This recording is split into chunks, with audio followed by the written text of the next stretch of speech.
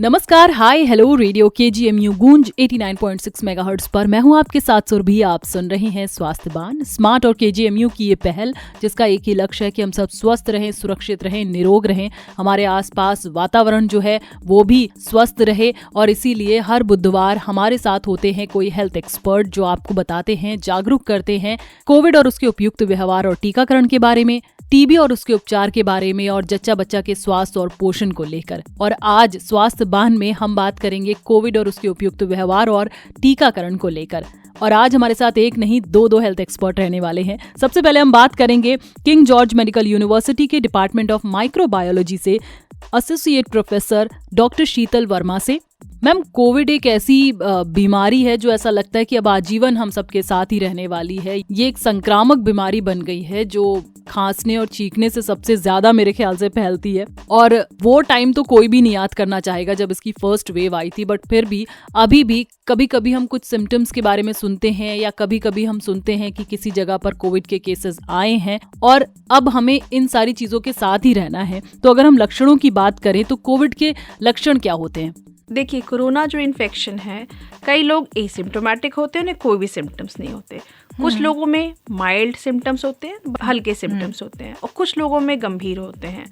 तो अधिकतर में तो एसिम्टोमेटिक या माइल्ड केसेस होते हैं। बहुत ही कम प्रोपोर्शन ऑफ पेशेंट्स ऐसे होते हैं जिनमें हम गंभीर लक्षण देखते हैं। बट अगर आप लक्षणों की बात पूछें तो सबसे ज़्यादा लक्षण जो देखे जाते हैं वो है बुखार आना, और मरीज बोलता है कि उसको थकान महसूस हो रही है, सर दर्द महसूस हो रहा है, और कई जगहों पे ये भी देखा गया है कि उनका स्वाद चला जाता है। इसके साथ साथ कुछ और कम लक्षण जो हम लोग देखते हैं मरीजों में, कि खांसी आती है और स्मेल की क्षमता चली जाती है, और गले में खराश होती है। कुछ लोग डायरिया और रैशेस के साथ भी आए हैं। बट अगर आप गंभीर लक्षणों की बात करें तो सांस में दिक्कत आना, सांस ना ले पाना, छाती में दर्द होना, और कई बार पेशेंट ऑल्टर्ड सेंसोरियम की दिमाग उसका काम नहीं कर रहा होता है, वो एकदम बेहोशी की हालत में अस्पताल में आते हैं। अच्छा मैम, टेस्टिंग की बात करी जाए तो इसके टेस्ट कैसे होते हैं? देखिए, कोरोना वायरस जो है ये किसी को भी जब होता है किसी से, तो कम से कम 4 से 5-6 दिन के बाद ये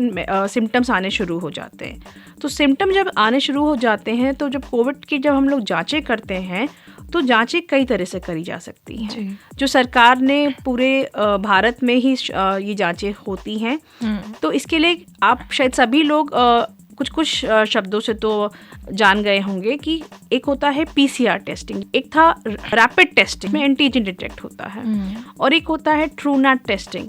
इन सब में हम जो आपका PCR टेस्टिंग है, इसमें हम वायरस का RNA डिटेक्ट करते हैं सैंपल में, जो कि हम नाक और गले से लेते हैं। खुशी की बात आपको बताऊं कि हमारी HOD मैडम के गाइडेंस के अंतर्गत हमारा डिपार्टमेंट ने सबसे ज्यादा कोविड टेस्टिंग करी है। ये RT-PCR के टेस्ट तो सबने बहुत कराए होंगे। जब हल्के फुल्के भी हमें लक्षण दिखाई देते तो हम सबने ये टेस्ट कराए हुए हैं, और ये रैपिड टेस्ट भी सबने अपने घरों पर किए थे एक टाइम जब था। और हम बिल्कुल भी नहीं चाहते हैं कि वो वक्त दोबारा लौट के आए और फिर कभी ऐसे हालातों से हमें गुजरना पड़े। लेकिन हमें सतर्क जरूर रहना है, हमें लापरवाहियां बिल्कुल भी नहीं करनी है। अगर अभी भी आपको कुछ ऐसा फील होता है, कभी लगता है कि ठीक नहीं हो रहे हैं आप, तो आपको तुरंत अपने डॉक्टर से कंसल्ट कर लेना चाहिए। अच्छा मैम, अगर हम बात करें तो किन लोगों में कोविड ज्यादा होने के चांसेस होते हैं? देखिए, इन वायरस के होने का खतरा जो है, ज्यादातर इन्फेक्शन किसी में भी हो सकता है। बट अगर हाई रिस्क की बात करें तो जो लोग बहुत ज्यादा और जिनकी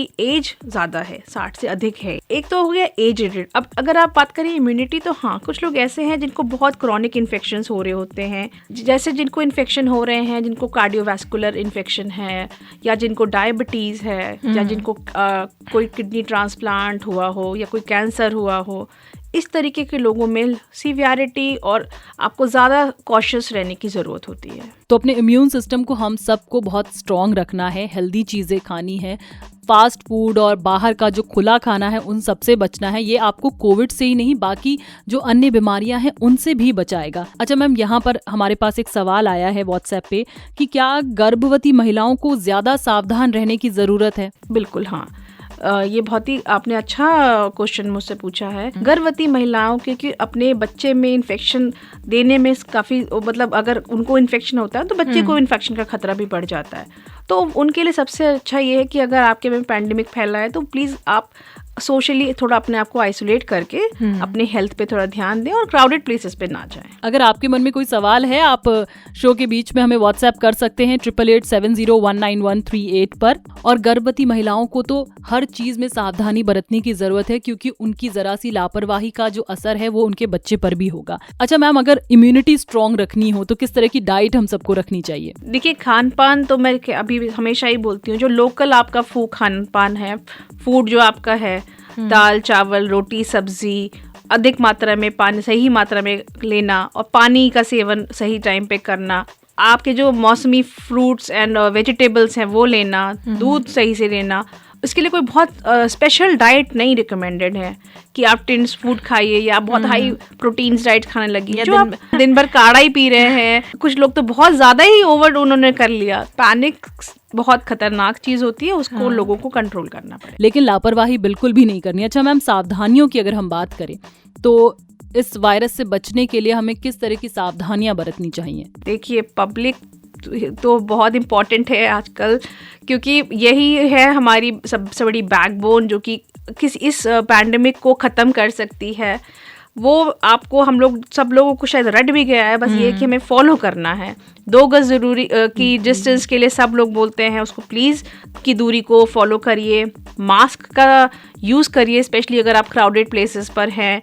और 8 घंटे से अधिक मास्क मत पहनिए, क्योंकि कई बार गंदा मास्क पहने वो भी खतरनाक होता है। तो आप मास्क हाइजीन पे भी मिनट देखिए, अपने घरों में सनलाइट और फ्रेश एयर आने दीजिए, और अपने हाथ कहीं बाहर जाते हैं, घर से बाहर घर आते हैं तो बीच बीच में हाथ धोना। मैं इसमें आपको बोलना चाहूँगी कि प्लीज़ साबुन और पानी से हाथ धोइए। हैंड रब का बहुत अधिक इस्तेमाल भी सही नहीं है। तो आपके घर में जो चीज़ है जिससे आप पहले हाथ धोते थे उसी से धोइए। इसके लिए कुछ एक्स्ट्रा कुछ खरीदने की जैसी कोई ज़रूरत नहीं है। और खांसी आती है तो प्लीज़ किसी के मुंह पे जाके मत खांसने लगिए। और अगर आपको सिम्टम है तो प्लीज़ छुपाइए मत, टेस्ट करवा लीजिए। और सबसे महत्वपूर्ण, वैक्सीनेशन करवाना। बिल्कुल, वैक्सीनेशन तो वाकई में हम सबके लिए बहुत ज़्यादा ज़रूरी है। और ये बहुत अच्छी चीज़ है कि अब 12 साल से ऊपर वालों के लिए भी वैक्सीन आ गई है। वैक्सीनेशन को लेकर हम बात करते हैं हमारे दूसरे एक्सपर्ट से, जो कि हैं doctor Nishant Verma, king George medical university से ही हैं। और सर हमेशा ही वैक्सीनेशन को लेकर हमें बहुत अच्छी टिप्स देते रहते हैं। एक जो मिथ हम लोगों के दिमाग में होते हैं या कुछ लोगों के दिमाग में डर होता है वैक्सीनेशन को लेकर, तो निशांत सर से अच्छा क्लियर कोई नहीं कर सकता। सर क्या कहना चाहेंगे आप कोविड वैक्सीनेशन को लेकर? सबने अपने घर में बच्चों को टीका लगवाते सुना होगा, पोलियो वैक्सीन के बारे में सुना होगा। तो वैक्सीन एक ऐसी एक तरह की दवा है जो हमारे शरीर में किसी भी बीमारी के प्रति एक अवरोधक क्षमता बनाती है, इम्यूनिटी बनाती है, ताकि अगर हमें उस बीमारी से एक्सपोजर भी हो तो हमें वो बीमारी हो ना, हमारे सिम्टम्स बहुत ही माइल्ड हो जाए। तो वैक्सीन का मुख्य उद्देश्य होता है बीमारी से बचाना, उसकी सीवियरिटी को कम करना। तो जैसा हम सब ने देखा पिछले 2 साल में कि कोविड इन्फेक्शन अगर किसी भी व्यक्ति को हो जाता है तो कितने सीरियस लक्षण आ सकते हैं, व्यक्ति की मृत्यु तक हो सकती है। तो अगर उसके अगेंस्ट ऐसी वैक्सीन बन जाती तो ये एक लगभग सपना सा था कि वैक्सीन जल्द से जल्द आ जाए। तो जैसे ही इसीलिए वैक्सीन की खोज पे हर तरह से पूरे विश्व ने, WHO ने, यूनिसेफ ने, बड़े बड़े देशों ने बहुत प्रयोग किया और वैक्सीन बनाने की जल्द से जल्द कोशिश की। तो लगभग 6-7 महीने काम करने के बाद ये वैक्सीन बन पाया, जिससे कि वैक्सीन लगाने से हम कोविड इन्फेक्शन से बच पाए। तो इंडिया में वैक्सीनेशन कोविड के अगेंस्ट शुरू हुआ था 16 जनवरी 2021 को। लगभग हम 1.25 साल से वैक्सीन लगवा रहे हैं। और वैक्सीन अलग अलग चरणों में स्टार्ट किया गया। सबसे पहले केवल हेल्थ केयर वर्कर्स को किया जाता था, फिर फ्रंटलाइन वर्कर्स को, उसके बाद 60+ में शुरू हुआ, फिर 45+ में शुरू हुआ, फिर 18+ में शुरू हुआ। और आज की डेट में तो सर 12 साल से ऊपर के बच्चों के लिए भी वैक्सीन आ गई है। तो वो बच्चे भी कोवैक्सीन जो है वो लगवा सकते हैं और लगवाना भी चाहिए। क्यों सर? और जो लोग 18 वर्ष से ऊपर के वयस्क हैं, एडल्ट्स हैं, वो कोवैक्सीन या कोविशील्ड या स्पुतनिक कोई भी वैक्सीन जो उनको मिल सकती है वो लगवा सकते हैं। हम अगर डॉक्टर साहब वैक्सीनेशन की बात करें तो इट्स गुड कि अब 12 साल से बच्चों के लिए भी वैक्सीन आ चुकी है। तो 12 से 18 साल के उनकी बात करें बच्चों की हम वैक्सीनेशन के लिए, तो अगर हम मोटा मोटा जाने तो कितना वैक्सीनेशन ऐसे लोगों ने लगाया होगा? क्या बीइंग अ डॉक्टर आपको ही पता होगी किस तरीके से वैक्सीन के लिए बच्चे आ रहे हैं? जी, तो शुरुआत में थोड़ी झिझक थी, बच्चों में कम नंबर्स में आ रहे थे, फिर ग्रेजुअली नंबर्स इंक्रीज हुए, खासकर चूँकि स्कूल्स ने कैंप ऑर्गेनाइज करना शुरू किया, क्योंकि बच्चे अकेले जाके सेंटर्स पे लगवाना प्रेफर नहीं करते थे। और जब एक साथ कई बच्चों को लगता है तो उनमें भी एक कॉन्फिडेंस आ जाता है। तो ये स्कूल में जो वैक्सीन लगवाने का प्रोग्राम हुआ वो काफ़ी सक्सेसफुल हुआ। तो अगर ऑफिशियल फिगर्स की बात करें तो जहाँ तक मेरी जानकारी अराउंड 50% तक बच्चों को वैक्सीन लग चुका है, बट अभी भी 50% बचे हुए हैं। तो ये एक बड़ा नंबर है जिसको टारगेट करना बहुत ज़रूरी है। और ख़ासकर जो गांव वाले एरियाज़ हैं, विलेजेस हैं, जो बच्चे स्कूल नहीं जा रहे हैं, उन सब ने अभी मिस किया हुआ है। तो 12 वर्ष से ऊपर के 12 से 18 का जो अभी बड़ा सा बच्चों का नंबर बचा हुआ है, उनको भी टारगेट करने की आवश्यकता है। वैक्सीनेशन को लेकर जाहिर सी बात करें कि आपने जैसे बताया स्कूल में ये बहुत अच्छी चीज़ है, देखा देखी में तो बच्चे अक्सर लगवा लेते हैं और उनको लगता है कि नहीं हमें लगनी ज़रूरी है। पेरेंट्स भी थोड़ा सा वो करें, बट मेरे फ्रेंड ने लगवा लिया, मम्मा मेरे को भी लगवानी है, वो चीज़ हो जाती है। बट हाँ, अगर हम रूरल एरियाज़ की बात करें डॉक्टर साहब, तो वहाँ पर कहीं ना कहीं जैसे जब बड़े लोगों के अंदर रूरल एरियाज़ में वैक्सीन को लेकर ये था कि अरे ये बीमारी उनको हो गई, वैक्सीन लगने से ये दिक्कत हो रही, तो कहीं ना कहीं वो चीज़ बच्चों में भी होगा। तो ऐसे जो लोगों के अंदर अभी बच्चों को लेकर मेंटालिटी है, तो वैक्सीनेशन को लेकर आप क्या कहना चाहेंगे? जी, तो ऐसे सब लोगों के लिए ये बताना चाहेंगे हम लोग कि वैक्सीन जब भी आती है तो पूरी उसकी सेफ्टी को इंश्योर करके ही लॉन्च होती है। तो वैक्सीन बिल्कुल सेफ़ है और ये आपके बच्चों को बीमारी से बचाने के लिए है। वैक्सीन से कोई मेजर साइड इफ़ेक्ट नहीं होता है, हल्का बुखार और बॉडी एक 2 दिन के लिए होता है, जो कि किसी भी वैक्सीन से होता है। ये दर्शाता है कि वैक्सीन बॉडी में इम्यून रिएक्शन जनरेट कर रही है, मतलब वो इफ़ेक्टिव है। तो केवल इस डर से कि 1-2 दिन बुखार आएगा, आप वैक्सीन नहीं लगवाएंगे, तो ये बिल्कुल ही ये बेवकूफ़ी ही कहा जाएगा, क्योंकि बच्चों को ऐसे भी वैक्सीन लगवाने की बचपन से आदत होती है। अब इतनी सारी बीमारियों के अगेंस्ट बच्चों को वैक्सीन लगवाते हैं। तो वैसे ही कोविड भी एक ऐसा इन्फेक्शन है जो अगर बच्चे को हो जाएगा तो आपके लिए, उस बच्चे के लिए काफ़ी डेंजरस साबित हो सकता है, बहुत सारी उसको परेशानियाँ हो सकती हैं।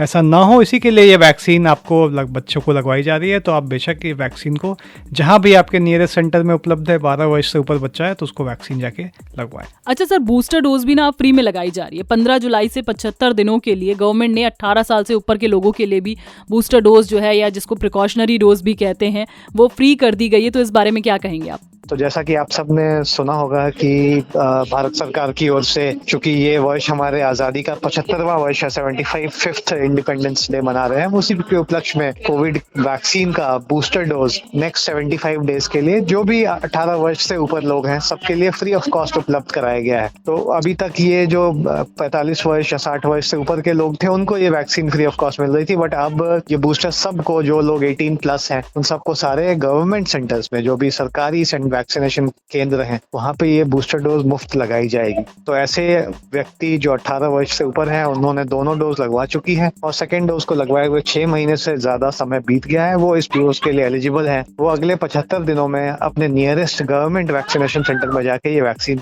लगवाएं। ये वैक्सीन, सबने देखा है कि ये वैक्सीन बहुत ही इंपॉर्टेंट है, क्योंकि अब दूसरा डोज लगे हुए 6 महीने से ज्यादा हो गए हैं, तो वैक्सीन की जो इफेक्टिवनेस होती है वो धीरे धीरे कम होनी शुरू हो जाती है। उसी को बूस्ट करने के लिए ये प्रिकॉशनरी या बूस्टर डोज लिया जाता है। ये अगर डोज लगवाने से एंटीबॉडी टाइटर्स बढ़ जाएंगे और ये हमें नए इन्फेक्शन से बचाएगा और ये हमारे लिए बहुत सेफ है। अगर पहले 2 डोज लगवाएं, आपको कोई दिक्कत नहीं हुई, तो बूस्टर से और भी कोई परेशानी होने की आशंका नहीं है। तो ये मेरी और गवर्नमेंट की अपील है कि सारे वयस्क जो 18 ईयर्स से ऊपर हैं और जिनका बूस्टर डोज ड्यू है, वो अपने नियरेस्ट गवर्नमेंट वैक्सीनेशन सेंटर में जाके फ्री ऑफ कॉस्ट इस सुविधा का फायदा उठा सकते हैं। हमारे KGMU में कलाम सेंटर के 4थे फ्लोर पे कोवैक्सीन और कोविशील्ड, ये दोनों वैक्सीन की बूस्टर डोजेस दी जा रही हैं, फ्री ऑफ कॉस्ट दी जा रही हैं। तो अगर आप KGMU के पास रहते हैं तो बेशक हमारे यहाँ आके ये वैक्सीन की बूस्टर डोज लगवाएं। अभी भी वक्त है, 75 दिन अभी पूरे नहीं हुए हैं, 30 सितंबर तक का आपके पास टाइम है।